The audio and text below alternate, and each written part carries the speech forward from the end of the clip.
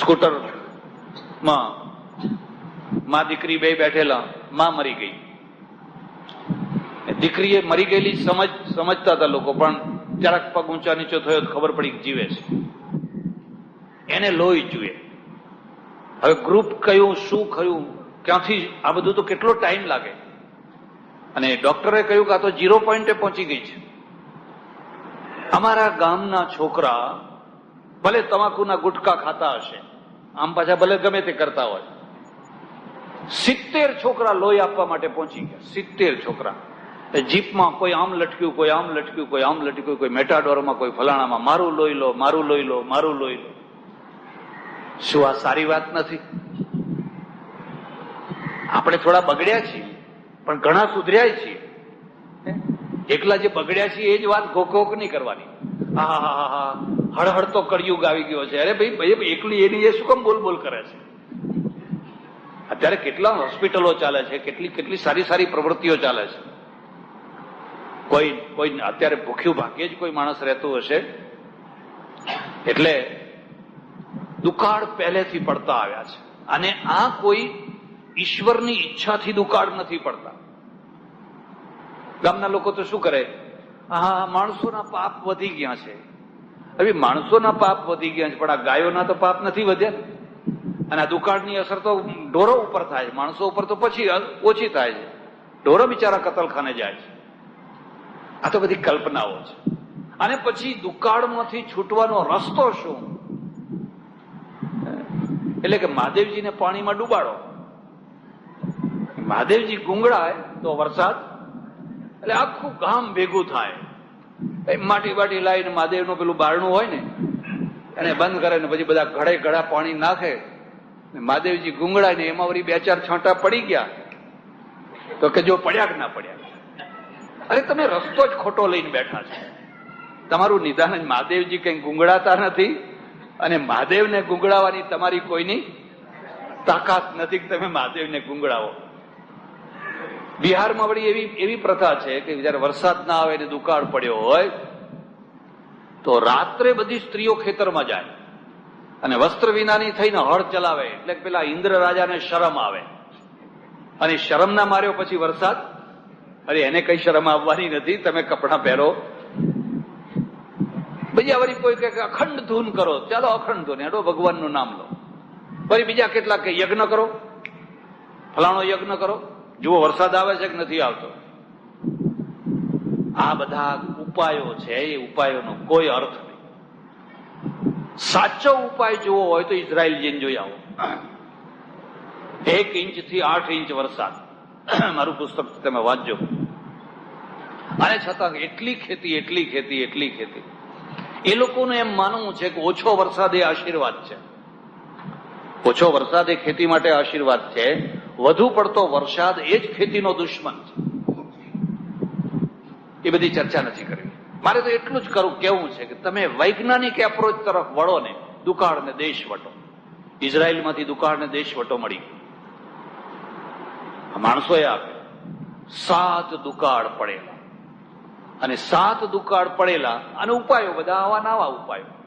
આ કોઈ પાયાના નક્કર ઉપાયો ના કહેવાય. આવા ઉપાયો તમે ગમે એટલા કરો. પેલા બધા છોકરાને પોલિયો થઈ જતો, એ બધી કઈ માતા, મેલડી માતા, જોગણી માતા, ફલાણી માતા, એનો રથ ફરી ગયો છે. હજુ રથ ફરતો હશે થોડો ઘણો. હવે આ ત્રિગુણી માતા આવી, ત્રિગુણી રસીની માતા આવી ને, એ ખરી માતા આવી, એનાથી રસ ફરતો અટકવાનો. આ રિયલ ઉપાય કહેવાય, આ સાચા ઉપાય કહેવાય. અને પેલા દોરા, ધાગા, માદળિયા, તાવીજ, ફલાણું, ડેકલા વાગો, ફલાણું વગાડો. અમારા એક ઓળખીતા સાધુ છે, મને કે જુઓ, લીલા લહેર કરવી હોય તો જ્યાં પાટીદારના ઘર વધારે હોય ને ત્યાં આપણે એક દેરી કરવી. પછી ખોડિયારમાં ની કરો કે મેલડીમાં ની કરો કે કોઈની કરો, કારણ કે કોઈની ભેંસ દોવા ના દેતી હોય, કોઈનું કાંઈ દુઃખ હોય, આપણે ડેકલા વગાડે રાખવાની. પેલા ભેંસને દોવે ને આપણે એમને દોવાના. બસ કે લીલા લહેર કરવાના. બિહાર, યુપી તરફના બધા આવે અને ગામડે રોડ ઉપર જ્યાં ત્યાં જુઓ તો સરકારી જમીન હો પાછી, એમાં કઈ એને કરાવવાનું, મંજૂરી લેવાની કઈ કશું જ નહીં. આ રિયલ ઉપાય નથી, આ સાચા ઉપાય નથી. આ ઉપાયો કરવાના કારણે આપણે દુઃખી થયા. સાચા ઉપાયો આ વૈજ્ઞાનિક ઉપાય છે. આ જે બ્લડ આપે છે ને એ સાચા ઉપાયો છે. એમાં તો કેટલા માણસો બચી ગયા. પહેલા કેટલા મરી જતા, લોહી વિના મરી જતા. અને પછી લોકો કઈ ને કઈ જુદી કલ્પનાઓ કરતા. પહેલા લોકો એમ, પહેલા એટેક આવતો ત્યારે જે દર્દો છે એ બધા પહેલા હતા. પહેલા એટેક આવતો, માણસ ગબડી પડતો, મરી જતો. પણ લોકો શું કે હા હા હા ઘોડા જેવો સાજો સારો હતો અને ગબડી પડ્યો, પેલા એ મૂઠ મારી એમ. અને દરેક ગામમાં એક બે જણા મૂઠ મારનારા રહેતા, એક બે વારનારા રહેતા. હવે અત્યારે રહેતા હશે થોડા ઘણા, પણ બહુ ઓછા થઈ ગયા હવે. બાકી દરેક ગામમાં એક બે જણા. કારણ શું કે હવે જીવવું કેવી રીતે? ચાલો મૂઠ મારવાનો ધંધો કરો. તમે પેપર વાંચો ને, હવે હનુમાનના સાધક આવ્યા છે ને ગાયત્રીના સાધક, અને હોટલમાં જ ઉતરવાના બધા. કોઈના ઘેર ઉતરે ને તો પાછું પગેરું લે કે અમારું કામ તો થયું નહીં. 5-10 દિવસમાં જેટલું લેવાય એટલું લઈને પાછું હોટલ વાળાને કહો કે ક્યાં તો ભાઈ અમને ખબર નહીં, તો ક્યાં જતા રહ્યા. એટલે પેલાને પૂછ તો કે એ નોળિયો છે ને, એ નોળિયો એને કથા કહે છે, જો સાંભળો. 7 દુકાળ પડેલા, ઉપરા ઉપરી 7 દુકાળ પડેલા. લોકોને ખાવાનું અનાજ નહીં રહ્યું. ને ત્યારે ટ્રાન્સપોર્ટ નતું, વણજારાની પોઠો. અત્યારે તો એટલું થયું કે ગમે ત્યાંથી ગમે ત્યાં ઢગલો કરી શકાય. લોકો ભૂખે મરે. એમાં એક કુટુંબ, એક પરિવાર, 4 માણસો, પતિ પત્ની, પુત્ર ને પુત્ર વધુ. આ 4 માણસો 42 દિવસના ઉપવાસ. 42 દિવસ સુધી કશું ખાવાનું ના મળ્યું. અને 4 વ્યગ્ર છે. જે મુખ્ય માણસ છે એનું નામ છે રંતિદેવ. અને અવૃદ્ધ રંતિદેવ છે એ ખોરાક માટે રોજ ભટકે છે, કશું મળતું નથી, હાડ પિંજર થઈ ગયા છે. 42મા દિવસે એને કોઈ આટલો સત્તુ આપ્યો. કોઈ ઉદાર માણસે, કોઈ દયાળુ માણસે. હું તમને એક બીજી વાત પણ કહું છું. તમે કદી ચુડેલ જોઈ છે? જોઈ છે? તો હું તમને કહી દઉં. એ પણ તમારા ગામમાં જ અન્નપૂર્ણા રહે છે ને તમારા ગામમાં જ ચુડેલ રહે છે. જો જોવાની આંખ હોય તો જોઈ લેજો. તમારા ગામમાં જ એક અન્નપૂર્ણા રહે છે, જે હંમેશા કોઈને ને કોઈને ખવડાવે છે. કોઈ દુખીને ભૂખીને આને તેને, એના ઘરમાં 2 રોટલા, આટલી ખીચડી, કંઈકનું કંઈક વધ્યું જ હોય છે. અને એની નજર પહોંચતી હોય છે કોણ ભૂખ્યું છે, કોને આપાવ. જાય છોકરાને પેલી સુજાતાની ખીર છે, બુદ્ધને જઈને આપવા મોકલી, એ તો રોજ મોકલતી હતી, કઈ પહેલી વાર જ નથી મોકલી. એ અન્નપૂર્ણા છે, એ અન્નપૂર્ણા છે. અને પેલું બીજું નામ હવે શું કહું તમને, એ સવારથી સાંજ સુધી છે ને ચોખાની કોથળી લઈને આ દેવ ને પેલો દેવ, આ દેવ ને પેલો દેવ, આ દેવ ને પેલો દેવ. અને જે ચોખાની ગુણ લાવી આપનારો છે ને એ ઓફિસે ચોખા વિનાનો જાય છે. 10 વાગ્યા, 10:30 વાગ્યા, 11 વાગ્યા, હજી ચૂલો જળગ્યો નથી. પેલાને ઓફિસે જવાનો ટાઈમ થયો છે. અને આ બેન છે ને બધે ચોખા મૂકવા જાય છે. પેલો કહે છે કે ભાઈ તું મને તો ખવડાય. જો દુર્લભ મનુષ્ય દેહ, એમ કે 84 લાખ યોનિઓ ભટકતા ભટકતા આવ્યા છે આત્માનું કલ્યાણ કરવાનું. હવે આ ચોખાની ગુણ લાવી આપે છે, એ ચોખા વિનાનો જાય છે. હવે એને શું કહે? અન્નપૂર્ણા કહેશો? ક્યાંય બહાર નથી, તમારા અંદર જ છે. ચારે તરફ જે જોવું હોય તો જોઈ લીજો. જે પોતાના ઘરવાળાને પ્રેમથી જમાડી નથી શકતી, કોઈ દિવસ એને તૃપ્તિનો ઓડકાર નથી આપી શકતી, હવે શું ચોખા મૂકીને શું કરવાની હતી? એ બધે આ ફર્યા કરે ગમે એમ.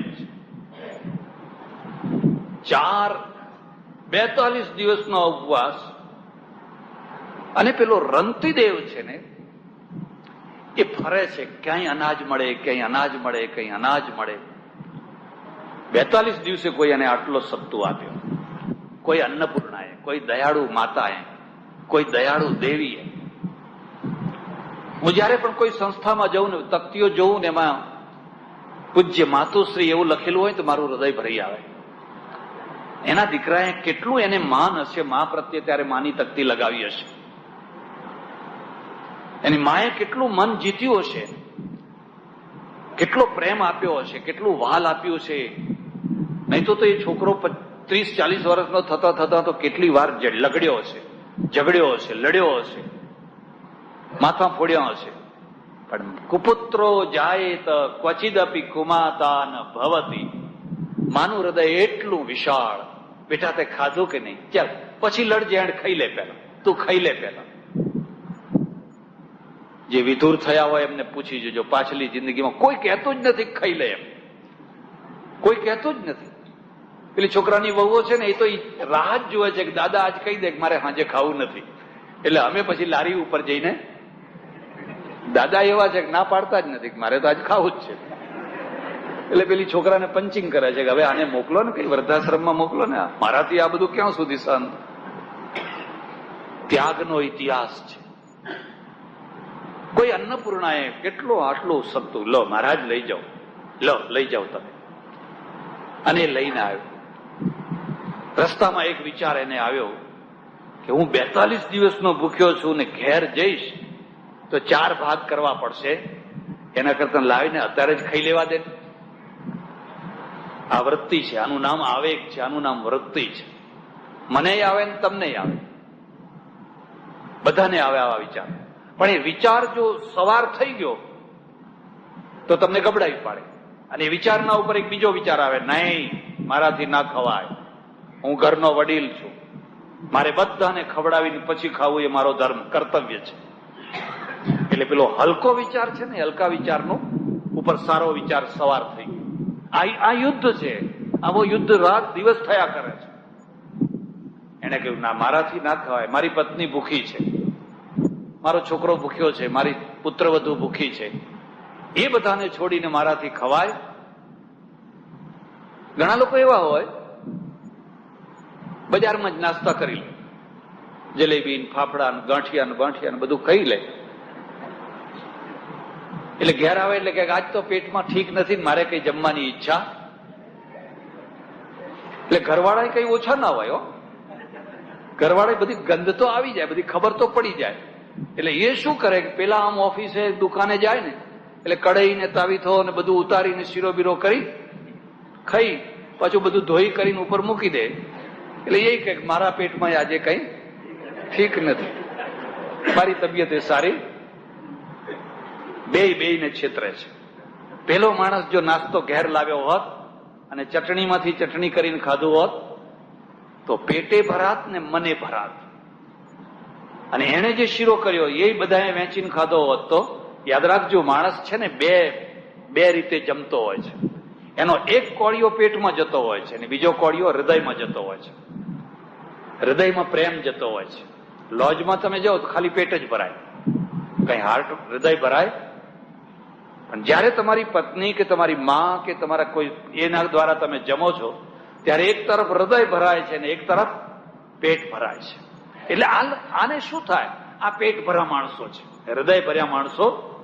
એમને પેટ ભરતા તો આવડે છે પણ એ નથી પોતાનું હૃદય ભરી શકતા કે નથી બીજા કોઈનું હૃદય ભરી શકતા.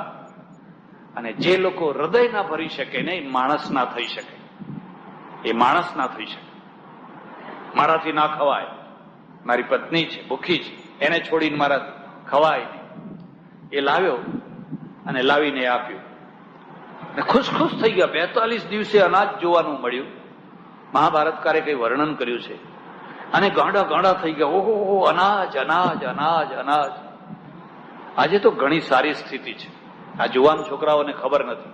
અને તમારા ગામમાં જે ઘરડા માણસો એમને પૂછજો કે 60, 70, 80 વર્ષ ઉપર શું દશા અને કેટલા લોકો કેવી દશામાં જીવતા. હું તમને ભલામણ કરું છું છોકરાને પાસે બેસાડી અને જૂની વાતો એને સંભળાવવી, અને એવી રીતે સંભળાવી કે બેટા અભિમાન ના કરશો. એક ટાઈમ એવો હતો કે મને આ ગામમાં કોઈ પાશીર મીઠું નતું આપતું. આજે હું ચિઠ્ઠી લખું તો લાખો રૂપિયા મને આપે છે, પણ પહેલા મારી આવી દશા હતી. એ દશા પણ એને બતાવજો તો એને એ છકી નહીં જાય, તો એ ઉભરાઈ નહીં જાય. પછી એના 4 ભાગ કર્યા. રંતિદેવની પત્નીએ એના 4 ભાગ કર્યા અને ચારેયને આપ્યા. બ્રહ્માર્પણ કરો, ઈશ્વરને અર્પણ કરો, અને પછી આપણે જમીએ. હવે એ બ્રહ્માર્પણ કરવાની તૈયારીમાં છે ત્યાં તો બારણા ઉપર એક ચાંડાલે બૂમ પાડી, રંતીદેવ રંતીદેવ રંતીદેવ, હું ભૂખ્યો છું, હું ભૂખ્યો છું, હું ભૂખ્યો છું, મને કંઈક આપ, હું ભૂખ્યો છું. ભૂખમરામાં આવો કોઈ અતિથિ આવે કેટલું દુઃખ થાય. જોકે ઘણા લોકો તો હંમેશા સંપત્તિ હોય, સમૃદ્ધિ હોય, બારણા બંધ કરીને જ ચા પીવા બેસે, બારણા બંધ કરીને જ જમવા બેસે. પડોશી એવા છે ને કે ચા પીવાના ટાઈમે જ પેપર વાંચવા આવી જાય. તમારે હિંચકા પર બેઠા બેઠા પેપર એ વાંચે અને તમે કહો રકાવી ચા, ના ના મારે ચા, પછી પીતા જાય, નાના કહેતા જાય પાછા. જાણે તમારે ગરજ હોય ને એવી રીતે એ પીવે. એ ચારે એકબીજાના સામે જોયું, ઓહો આ અતિથિ અભ્યાગત આવ્યો આપણો, આ ભલે ચાંડાલ રહ્યો પણ અત્યારે આ જમવાના ટાઈમે આવ્યો અને ભૂખ્યો છે. એટલે રણતીદેવે પોતાનું પતરાળું ઉપાડ્યું, પેલા ત્રણેયને કહ્યું તમે ખાઓ, હું મારો ભાગ આપી દઉં છું, તમે ત્રણેય ખાઓ, તમે મારા આશ્રિત છો. આ બીજો મુદ્દો યાદ રાખજો, જ્યારે તમે વડીલ થયા હોવ તો આશ્રિતોનું રક્ષણ કરજો. આશ્રિતોની જવાબદારી તમારી છે. આશ્રિતોની ઉપેક્ષા ના કરશો. આશ્રિતોની ઉપેક્ષા કરશો તો તમારો પરિવાર ધોવાઈ જશે, પ્રેમના તંતુઓ ખલાસ થઈ જશે. હું મારો ભાગ આપી આવું છું. એટલે એની પત્ની કે ના, તમારું કર્તવ્ય લાવવાનું હતું, હું મારો ભાગ આપું છું. છોકરો કે મારો ભાગ આપું છું, છોકરાની વહુ કે મારો ભાગ આપું છું. એક બીજો મુદ્દો યાદ રાખજો, પ્રેમ છે ને એ પ્રેમની કસોટી દુઃખ છે, વિપત્તિ છે. સંપત્તિ હોય, પહેલી તારીખે પગાર થયો હોય 5,000 10,000 અને પત્ની બાજુમાં બેઠી બેઠી પંખો નાખે ને તો એ આજના દાડો જ છે પંખો, કારણ કે પંખો નાખતી જાય ને ગજવા હમી જોતી જાય અને ગજવું હળવું થઈ જાય એટલે પંખો પછી આપોઆપ હળવો થઈ જાય. એ કોઈ પ્રેમનો પંખો નથી. તમે બેકારીના દિવસો વિતાવતા હોય, 6 મહિનાથી 12 મહિનાથી 10 વર્ષથી બેકાર છો, પૈસોય કમાતા નથી, નોકરી મળતી નથી, ધંધો ચાલતો નથી, અને છતાં એ પત્ની એના પ્રેમમાં જરાય ઓછું નથી આવવા દેતી. તમને સોનું મળ્યું છે, તમને સોનું મળ્યું છે, હીરો મળ્યો છે, લાખ રૂપિયા આપો તોય આવો હીરો નહીં મળે. અને ત્યારે એનો પ્રેમ તમને. લાલ બહાદુર શાસ્ત્રીના પત્ની લલિતા દેવી, લાલ બહાદુર શાસ્ત્રીએ લખ્યું કે મને ટીબી થઈ ગયો, ડોક્ટરે કહ્યું તમારે 1 પ્યાલો દૂધ પીવું રોજ, 1 ગ્લાસ દૂધ પીવું. તો અમારી ઘરમાં એવી સ્થિતિ નહીં કે 1 ગ્લાસ અમે દૂધ પી શકીએ. અત્યારે લોકો ગમે એટલું દૂધ પીવે, કેનના કેન તમે લઈ આવો, 1 ગ્લાસ દૂધ નહીં. અને ત્યારે 2 પૈસાનું શેર દૂધ, 2 પૈસાનું શેર, પણ 2 પૈસા ક્યાંથી લાવો? તમારી પત્ની ગમે એમ કરીને 1 ગ્લાસ દૂધ મને આપે. લાલ બહાદુર એવા એમણે કહ્યું જો તું 1 ગ્લાસ પીવે તો હું પીવું, હું એકલો નહીં પીવું. હવે શું કરવું? 2 ગ્લાસના પૈસા ક્યાંથી લાવવા? છેવટે એનો એક રસ્તો ખોળી કાઢ્યો. પેલા આવડો રમકડાનો નાનો ગ્લાસ ખોળી કાઢ્યો, આવડો અડધો તોલો દૂધ રહે ને એ ભરીને પી જાય. પછી કે ગ્લાસ ભરીને મેં દૂધ પીધું. પીધું કે હા સાચું? કે હા સાચું, ગ્લાસ ભરીને દૂધ પીધું. ઘણા દિવસો પછી ખબર પડી કે ઓ ગ્લાસ એટલે આને શું કહો છો તમે? આ પ્રેમ છે, આ પ્રેમ છે. નહીં તો વિચાર કરે કે છોડો ને, આ અમેરિકામાં તો તરત જ કે છૂટાછેડા, મોટો ગ્લાસ હોય ત્યાં છેડો જોડી કાઢો. હવે આ કઈ નાના છેડા, આમાં કઈ છેડો જોડે આપણું કઈ કલ્યાણ થાય? દુઃખમાં વિપત્તિમાં ધીરજ ધર્મ મિત્ર અરુ નારી, આપતકાલ પરીખિયે ચારી. તુલસીદાસે લખ્યું. છેવટે પેલા છોકરાનું છે ને એ પતરાળું જઈને આપી આવ્યા અને પેલે લાપ લાપ લાપ લાપ લાપ ભૂખ્યો ખાઈ ગયો અને બૂમો પાડવા લાગ્યો, અરે મારી અગ્નિ વધી ગઈ, અગ્નિ વધી ગઈ, અગ્નિ વધી ગઈ, મને વધારે આપ. પછી એની પત્નીનો આપ્યો, પોતાની પત્નીનો આપ્યો, ત્રણેયનો આપ્યો, પછી ચોથો પોતાનો આપ્યો. 4 પતરાળા આપી દીધા. મહાભારતકાર કહે છે કે જયારે ચારે ચાર આપી દીધા અને પેલો ખાઈ ગયો ને પછી પેલો પાછો આવીને જોવે છે તો ત્રણેય મરી ચૂકેલા. એની પત્ની, એનો છોકરો, એની વહુ 42 દિવસે અનાજ જોયું અને જોયેલું અનાજ મરી ચૂક્યા હતા. અને એને આઘાત લાગ્યો, કરે પાછો વળીને આમ આવે છે અને પેલા ચાંડાલને કે ચાંડાલ શું કરે છે, ગયો કે શું કર્યું, કૂતરાની સાથે ઉભેલો હતો. જોવે છે તો ચાંડાલની જગ્યાએ શંખ ચક્ર ગદા પદ્મ ધારણ કરેલા ભગવાન વિષ્ણુ ઉભેલા છે અને મરક મરક મરક મરક મરક મરક હસી રહ્યા છે. પેલો પગમાં રહ્યું, તમે? હા, માગ રંતિદેવ, માગ, આજ હું તને આપવા આવ્યો છું, તારે જે જોઈએ એ માગ.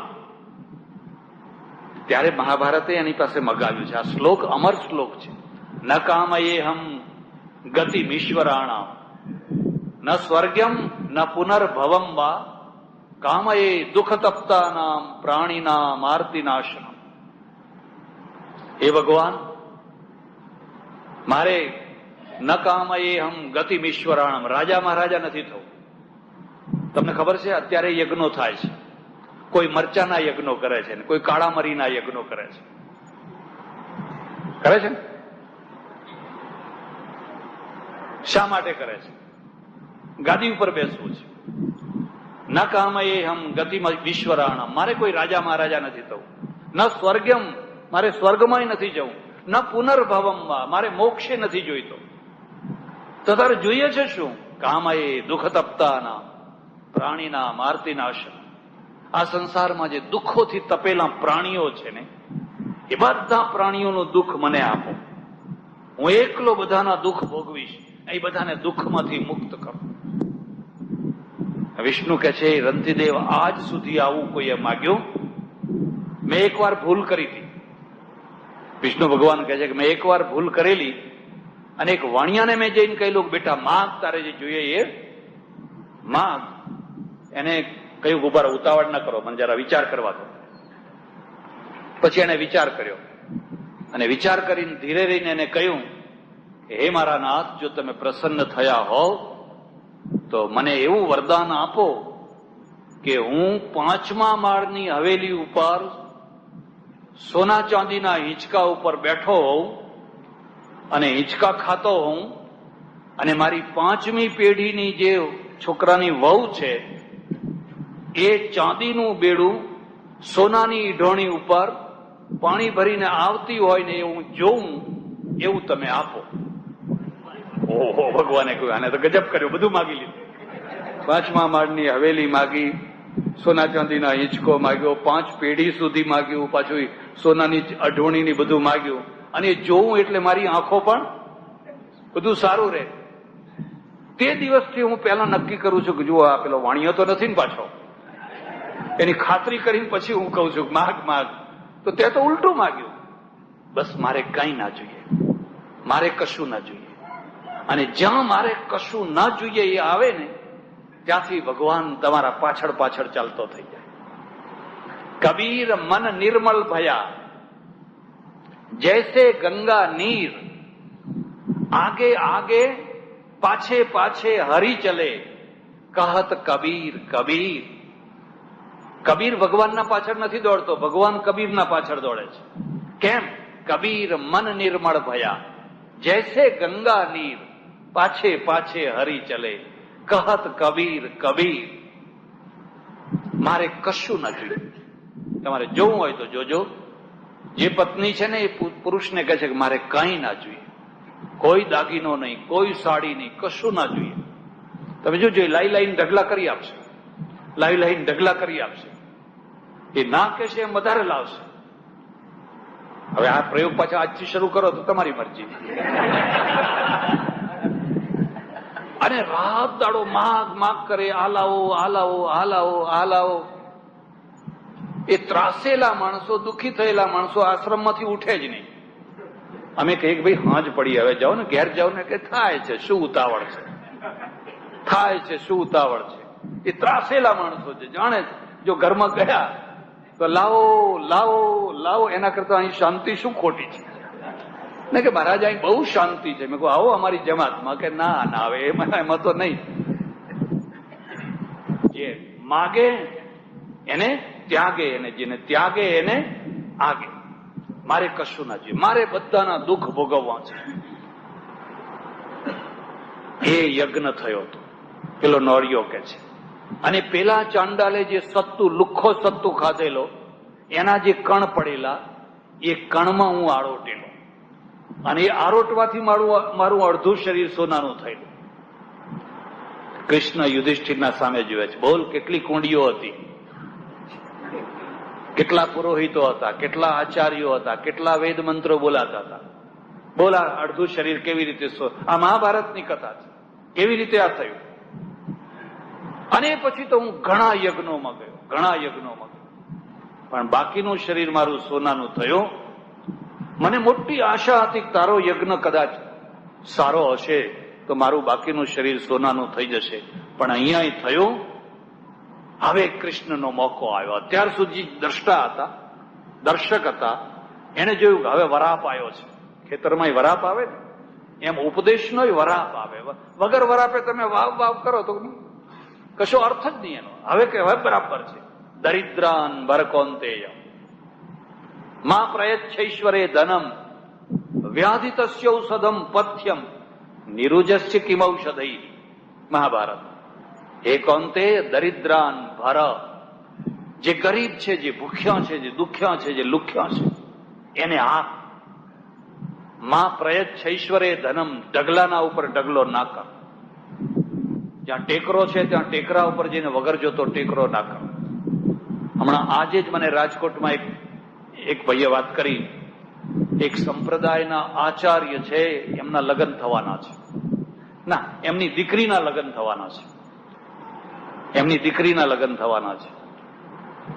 તે 10 સોનીઓ 15 દિવસથી દાગીના ઘડવા બેઠા છે. 15 દિવસથી બધા દાગીના, એક બાલટી ભરીને તો વીંટીઓ ઘડી છે. એક બાલટી ભરાય એટલી વીંટીઓ કોણે ઘડાવી છે? અનુયાયીઓ, ભક્તોએ. આ એક મારા તરફથી, એક મારા તરફથી, એક મારા તરફથી. ફરી ખરા ટાઈમે પછી કોઈ હોય ના હોય એટલે કોઈને પેલું નંગ મૂકેલું, કોઈ ફલાણું નંગ મૂકેલું, કોઈ ફલાણો હીરો મૂકેલો. એક બાલટી ભરાય એટલી તો વીંટીઓ ઘડી છે. કૃષ્ણ કહે છે માં પ્રયચ્છૈશ્વરે ધનમ. પેલી વિધવાની કન્યા પરણે છે, એને એક વીંટી આપ, એને એક દાગીનો આપ, એને 2 સાડીઓ આપ. આ જે આ બાલટીઓ ભરી છે વીંટીઓની, એ યજ્ઞ નથી, એ મૂર્ખામી છે, એ અજ્ઞાન છે, એ ધર્મ નથી, એ સંપ્રદાયનો મોહ છે, એ સંપ્રદાયનો અંધકાર છે. લેનાર ને દેનાર બે અંધકારમાં છે. લેનારે કહેવું છે કે આવું નહીં કરવું જોઈએ, મારી દીકરી તો સામાન્ય રીતે પરણવાની છે, પણ એ કહે છે કે હા કરો બેટા, હા જેટલું કરો એટલું ખરું છે. અને પેલા તો બધા રવાડે ચડેલા, કેપ ચડેલો છે, એમને નિશો ચડાવેલો છે. વ્યાધિતસ્યૌષધમ પથ્યમ નિરુજસ્ય કિમૌષધૈ. જેને વ્યાધિ થઈ હોય એને દવા આપ, જેને રોગ જ નથી થયો એને શું કામ દવા આપ કરે છે. આ હ્યુમેનિટી છે, આ માનવતા છે. સજ્જનો, મારે 2 વાતો આમાંથી કહેવાની છે. પહેલી વાત તો એ છે કે આ યજ્ઞ એટલે રંતિદેવનો યજ્ઞ મહાન કે યુધિષ્ઠિરનો યજ્ઞ મહાન? હવે આપણે રંતિદેવના પગલે પગલે ચાલવું છે કે યુધિષ્ઠિરના પગલે પગલે? તમારે વિચાર કરવાનો છે. કેટલા અશ્વમેઘ યજ્ઞો કરશો તમે અને શું મેળવશો? પેલો નોરિયો આજે પણ હયાત છે. એ નોરિયો તો પાત્ર છે, એ તો પાત્ર છે, આજે પણ હયાત છે અને આજે પણ તમારા યજ્ઞમાં એ આરોટે છે અને નિશાસાને ગાળો નાખીને જાય છે. તમે વાહવાહી કરો છો, જય જયકાર કરો છો. કોઈ પેપરવાળાને રાજી કરો તો એ તમારું છાપી આપે, કોઈ બીજાને રાજી કરો તો એ છાપી આપે. મારા જેવા 2 કોઈ પ્રશંસા કરનારને બોલાવો તો હું એને ચાદર ઓઢાડું ને મને ચાદર ઓઢાડે ને જય જયકાર કરો. પેલો રંતિદેવનો યજ્ઞ એ જ સાચો યજ્ઞ છે. અને બદલાયેલી પરિસ્થિતિમાં આજે એવો યજ્ઞ આ રક્તદાન કેન્દ્ર વાળા ભાઈઓ કરી રહ્યા છે. આજે રક્તદાન કેન્દ્રની પ્રવૃત્તિ છે. હવે આજે કઈ આપણે પેલા સત્તુ ખવડાવવા માટે આપણે સત્તુ ખવડાવો, એ તો દેખાદેખી થઈ, તમે એનો અર્થ ના સમજી શક્યા. તમે દેખાદેખી કરો. આ જે પ્રવૃત્તિ છે આજે બહુ જરૂરી છે. હમણાં જે થેલેસેમિયાના 2 બાળકો તમે જોયા, ઘણા લોકોને ખબર જ નથી કે આ થેલેસેમિયા શું છે અને કેવી રીતે આવે છે. જે બંને પતિ પત્ની બંને થેલેસેમિયા વાળા હોય તો બાળકો થેલેસેમિયા વાળા થઈ જાય. એનું વધારે આયુષ્ય 14 વર્ષનું, 14 વર્ષ સતત હતા થઈ જાય. અને ત્યાર પછી આપણે કોઈ ભૂત ભૂવા કરવા જઈએ, કોઈ દેવ દેવીઓને બાંધણી કરવા જઈએ. પણ એનો સાચો ઉપાય છે આ રસ્તો છે. અને સાચો ઉપાય એ છે કે તમે આખા બ્લડને એવું કરી નાખો કે થેલેસેમિયા નીકળી જાય, એ બાળકને નવું જીવન મળે. એને નવું જીવન મળે, એક નોરિયો આવીને આરોટે, એનું શરીર અડધું સોનાનું થઈ જાય અને આશીર્વાદ આપે, આ રક્તદાન કેન્દ્ર વાળા ભાઈઓનું ભલું થજો, રક્તદાતાઓનું ભલું થજો, રક્તદાતાઓનું ભલું થજો. એક યજ્ઞ, મોટો યજ્ઞ રંતિદેવનો થયો. એટલે સજ્જનો, મારે 2 વાતો ફરી આપને કહેવાની છે. સિદ્ધસર જેવા ગામમાં આટલું સરસ ભવ્ય મંદિર ઉમિયા માતાનું, ઉમિયા ધામમાં હોય, ઊંઝામાં હોય તો સમજી શકાય. પણ અહીંયા એક તમે જાત્રાનું ધામ ઉભું કર્યું ને બહુ સરસ મજાનું સુંદર મંદિર ઉભું કર્યું, એ સારી વાત છે. એના દ્વારા આખો સમાજ એક થાય, સમાજને હળવા મળવા બેસવાનું, દર્શન કરવાનું, માથું નમાવાનું એક સ્થાન મળે. પણ હવે એમાંથી જે પ્રવૃત્તિ કરવાની ને, એ પ્રવૃત્તિ આ કરવાની. ભૂલે ચૂકે તમે યુધિષ્ઠિરના યજ્ઞના રવાડે ના ચડશો. જો એ રવાડે તમે ચડ્યા તો કોઈ નોરિયાનું અંગ સોનાનું થવાનું, એ તો ઘણું કર્યું. આપણે પેલા રંતિદેવના પગલે પગલે ચાલવાનું છે.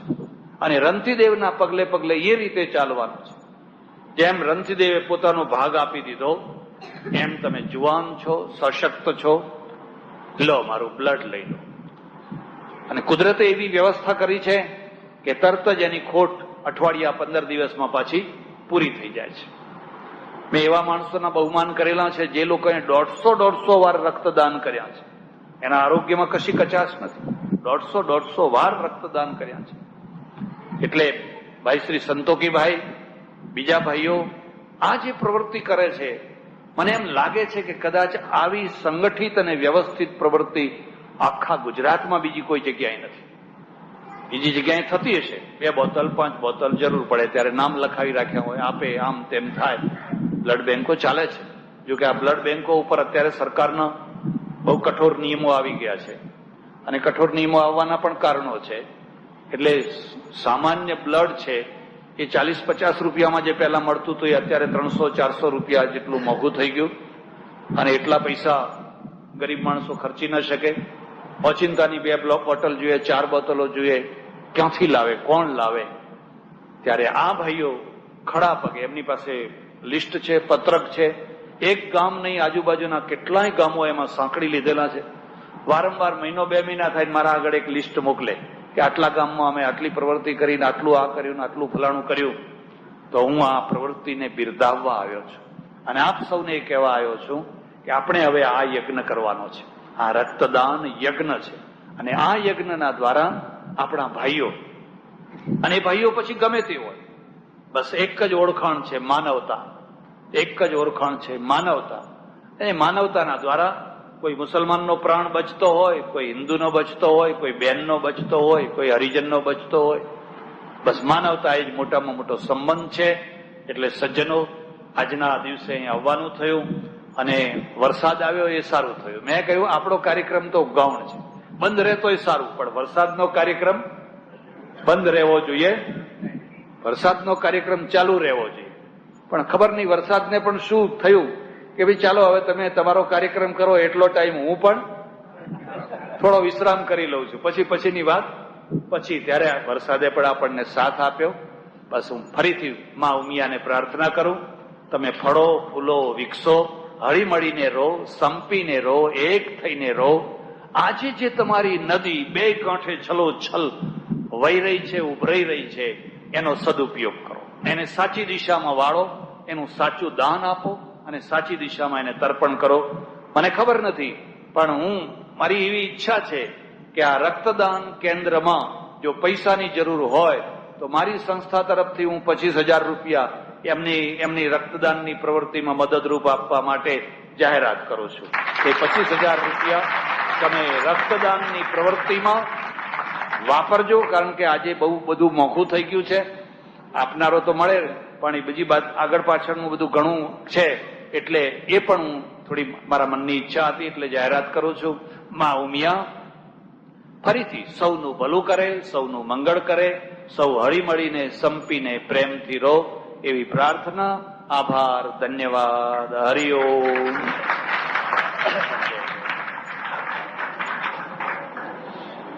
સવારે ટાઈમસર ઉઠે છે, નાહે છે, ધોવે છે અને પોતાની પરિપાટી પ્રમાણે અડધો કલાક, કલાક, 2 કલાક, 3 કલાક, 4 કલાક કંઈ ને કંઈ સાધના કરે છે.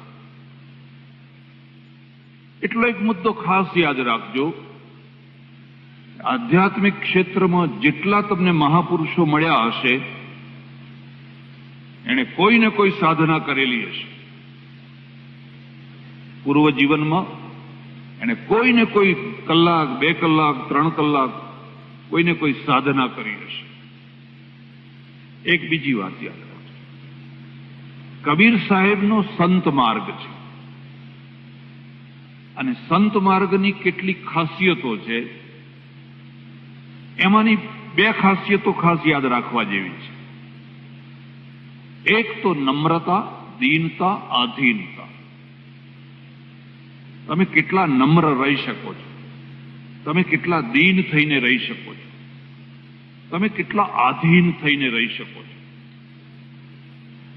આ સરલાબેન છે, એમને જબરજસ્તી મેં અહીં બેસાડ્યા છે, અહીં બેસવા તૈયાર નતા.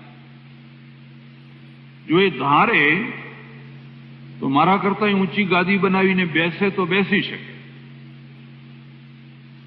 અહીં સંત માર્ગ નથી, મારે એમને જબરજસ્તી બેસાડવા પડ્યા છે. પહેલા તો નમ્રતા, દીનતા, આધીનતા. અને બીજી વાત છે સાધનોની ઉદારતા, વિચારો અને સાધનોની ઉદારતા. તમે ભજન કરો છો, જપ કરો છો, કરો. તમે સમાધિ લગાવો છો, ધ્યાન કરો છો, કરો. તમે કીર્તન કરો છો, કરો. તમે સેવા કરો છો, કરો. તમારે આ જ કરવું જોઈએ, આવું જ કરવું જોઈએ, આટલું જ કરવું જોઈએ એવી સંકીર્ણતા સંત માર્ગમાં નથી હોતી. એવી સંકીર્ણતા બીજા સંપ્રદાયોમાં હોય છે અને આગ્રહ લઈને બેઠા હોય છે કે તમારે આમ જ બોલવાનું, આવું જ કરવાનું, આ સિવાય બીજું થાય જ નહીં. સંત માર્ગની આ ઉદારતા છે, વિશેષતા છે. એટલે એક સાધક સંત છે, સાધના કરવા માટે એ સંત થયા છે. ઘરમાં અનુકૂળતા ના આવી અને નથી આવતી હોતી ઘણાને. પરિવાર, બાલ બચ્ચા, બધી જવાબદારીઓ અને એક તીવ્ર લગ્ની, એક તીવ્ર વેદના. જેમ હમણાં ભાઈ શ્રી દલુભાઈએ કહ્યું કે શામળભાઈ, જગાણાના શામળભાઈ નાની ઉંમરથી જ એક તારો ખોળામાં લે અને આખી રાત ભજનની રમઝટ મચાવે. શું કારણ છે કે એને ઊંઘ નથી આવતી? તમે અડધો કલાક તો બેસી જુઓ, અડધા કલાકમાં તો તમે ત્રાસી જશો, કંટાળી જશો. સત્યનારાયણની કથા થતી હોય એટલે બહાર પેલા ખાટલા ઉપર બેઠેલા લોકો પૂછે કે 5મી ઘંટડી વાગી કે નહીં. જો ને તપાસ કરને 5મી ઘંટડી વાગી કે નહીં. કેમ? તો આ માણસ 9 વાગે એક તારો લઈને બેસે છે ને જે રમઝટ મચે છે, એક પછી એક જે નાભીમાંથી વાણી નીકળે છે, સેંકડો વર્ષ પહેલા બોલાયેલી, રચાયેલી વાણી, અને વાણીની અંદર એ તન્મય થઈ જાય છે. ક્યારે પરોડિયું થયું એને ખબર નથી પડતી. એક વાત યાદ રાખજો, નિરસ્તામાં ઉજાગરો ન કરી શકાય, નિરસ્તામાં ઉપવાસ કરી શકાય. તમે આજે એમ કહો કે મારે નથી ખાવું, તો તમે આખો દિવસ ખાધા વિના કાઢી શકો. પણ તમને કોઈ બાબતનો રસ જ ન મળતો હોય એને ઉજાગરો કરો તો નહીં કરી શકો, તરત જ ઝોકા ખાવાના શરૂ કરશો. ભૂખના ઉપર કંટ્રોલ કરી શકાય, ઊંઘના ઉપર ના કરી શકાય. એટલે અમારે અર્જુનને ગુડાકેશ લખવું પડ્યું છે. એટલે એક સાધક સંત છે, એ સાધના કરવા માટે એની એક તાલાવેલી લાગેલી હોય છે. બસ સાધના સાધના સાધના. આવા જ એક તમારે જોવું હોય તો જોજો, એક પાનના ગલ્લાવાળો આટલી જગ્યામાં પાન લઈને બેઠો હોય છે. ઉપરથી નીચે સુધી બધું ભરેલું હોય છે. આમ આગો પાછો થવું હોય તો એમ સાચવીને થવું પડે. એટલી સંકળામણમાં 12 કલાક સુધી પાનવાળો બેઠો હોય છે. પણ એ જ પાનવાળાને કહો કે આ રૂમમાં બેસીને 2 કલાક ભજન કર તો નહીં કરે, તો તરત જ ઉભો, મને નથી ગમતું, મને નહીં ફાવે. એ પાનના ગલ્લા ઉપર 12 કલાક બેસી રહેશે. અમે મજૂરી કરશું, અમારાથી સાધના નહીં થાય. તું સાધના, તને સહજ સાધના મળેલી છે. એટલે સજ્જનો, એક સાધક સંત છે, અને સાધક સંત છે એ સવારે, બપોરે, સાંજે, જ્યારે જેટલો ટાઈમ મળે, જેવો ટાઈમ મળે, હાલતા ચાલતા, બેસતા ઉઠતા પોતાની સાધના કરતા, નામ જપ કરે, સ્મરણ કરે. સંપ્રદાય કબીર પરંપરામાં સુમિરન ઉપર ભાર છે. સુમિરન કરે. એક મુદ્દો યાદ રાખજો, કદી પણ તમે સાધનો માટે ઝઘડા ના કરશો. ભગવદ્ ગીતા ઉદાર છે, એમાં ભક્તિ યોગ છે, જ્ઞાન યોગ છે, કર્મયોગ છે, યોગ છે, બધા યોગો એમાં છે. હિન્દુઇઝમની આ જ વિશેષતા છે કે આપણે બધા માર્ગોને એક જ પરમેશ્વર તરફ જતા સ્વીકારીએ છીએ. એટલે હિન્દુઓ કદી લડતા નથી. જે લડે છે એ સંપ્રદાય વાળા છે, અને સંપ્રદાય છે એ સંકુચિતતાથી આવતો હોય છે. સંપ્રદાયથી ઉપર માણસ ઉઠે એટલે આપોઆપ વિશાળતા આવી જાય. ગાંધીજી વિશાળ છે, કબીર વિશાળ છે, નરસિંહ વિશાળ છે, મીરા વિશાળ છે. એની તો વિશાળતા છે. इधर भी तू ही है और इधर भी तू ही है, जिधर देखता हूं उधर तू ही तू है. બધું એક જ છે. એકમ સદ વિપ્રા બહુધા વદંતી ઉપનિષદ. એટલે એક સાધક સંત છે. હવે જે હું કહું છું એક શાસ્ત્રીય સંત છે. સાધક સંત છે એ ભજન કરે, ઉપાસના કરે, બરાબર છે. અને એનું ભજન જ્યારે જામે, આ બીજો મુદ્દો સમજજો. જેમ દૂધ છે એમાં મોરવણ નાખો પછી એ જામે એટલે દહીં થાય, એમ ભજને જામતું હોય છે, પ્રવચને જામતું હોય છે. તમે દૂધમાં દહીં નાખો અને પછી દૂધને હલાય હલાય કરો તો એ દૂધ જામે ખરું? તમે પ્રવચન શરૂ કરાવો ને ઉઠી ઉઠીને લોકો આગળ આવે, અહીંથી પાછળ જાય, પાછળથી આમ જાય. એટલે ભાઈ જામવા દો, જરા જામવા દો.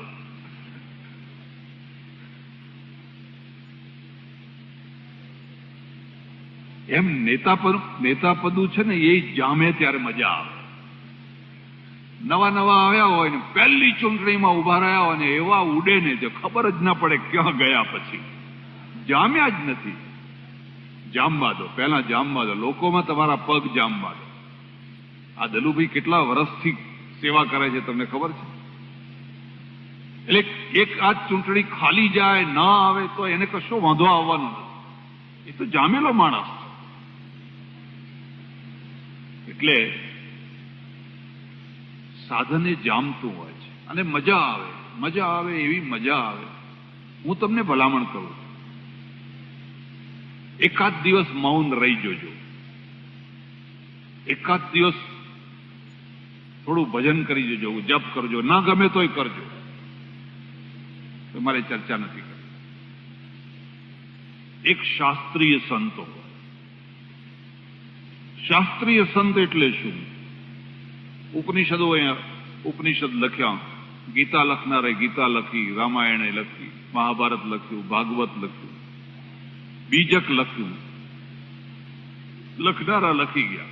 હવે એને કરશો શું? એને લોકો સુધી પહોંચાડવાના છે. આ બધા સંદેશા છે, આદેશો છે, આ જ્ઞાનથી ભરેલા ગ્રંથો છે. એને તમારે લોકો સુધી પહોંચાડવાના છે. પેલો જે જપ કરનારો માણસ છે એ જપ તો કરે છે, શાસ્ત્ર બાસ્ત્ર જાણતો નથી, એને શાસ્ત્રની કશી ખબર નથી. હું વૃંદાવનમાં રહું, બહુ પૂર્વ કાળમાં તો ગીતાજીનો પાઠ કરું. શિયાળાના દિવસો બહાર તડકે બેસીએ પથરા ઉપર, એક મૌની બાબા રહે, બિલકુલ અભણ માણસ, બિલકુલ અભણ. હું જયારે ગીતાનો પાઠ કરવા બેસું એટલે મારા સામે આવીને હાથ જોડીને બેસી જાય. 65-70 વર્ષનો વૃદ્ધ માણસ મૌન રાખે. અને હું જયારે ગીતા વાંચવા, સંસ્કૃતના શ્લોકો વાંચવાનું શરૂ કરું, એની આંખમાંથી આંસુ નીકળવા માંડે. મારી આંખમાં કશું ના નીકળે. હું તો કડકડ કડકડ કડકડ કડકડ કડકડ રોજ પાઠ કરવાનો એટલે કર્યા કરું. પછી મેં પાઠ કરવાનો બંધ કરીને પૂછ્યું કે મૌની બાબા, आप क्या समझे? आपकी आंख में से हर्ष के आंसू आ रहे हैं, तो आप क्या समझे? तो मौनी बाबा કહે કે મેં कुछ नहीं समझा, મને કશી ખબર નથી પડતી, હું તો અભણ છું, સંસ્કૃતમાં શું મને શું ખબર પડે? તો તમે રડો છો કેમ? તમારી આંખમાં આંસુ કેમ આવે છે? અને એને જે જવાબ આપ્યો એને કહે, मैं बस इतना समझता हूं कि भगवान बोल रहे हैं, ये भगवान की वाणी है और भगवान बोल रहे हैं, बस मैं इतना ही समझता हूं. જે સમજે છે એ નથી સમજતો, અને જે નથી સમજે એ સમજે. એટલે અમારે વેદમાં, ઉપનિષદમાં લખવું પડ્યું, યસ્યા મતમ તસ્ય મતમ. જે અમતમ, જે નથી જાણતો એ જાણે છે, અને જે જાણવાનો દાવો કરે છે એ કશું નથી જાણતો. અવિજ્ઞાતમ વિજાનતામ, વિજ્ઞાતમ અવિજાનતામ. હું તમને ભલામણ કરું છું, પ્રૌઢાવસ્થા, પાછલી જિંદગી આવી હોય ને હવે તમારા છોકરાઓએ ભાર ઉચકી લીધો હોય, હવે થોડોક ટાઈમ શાસ્ત્રોમાં આપો, તમારા જૂના ગ્રંથોમાં આપો. તમે જુઓ તો ખરા શું લખ્યું છે, કેટલું સ્પષ્ટ લખ્યું છે.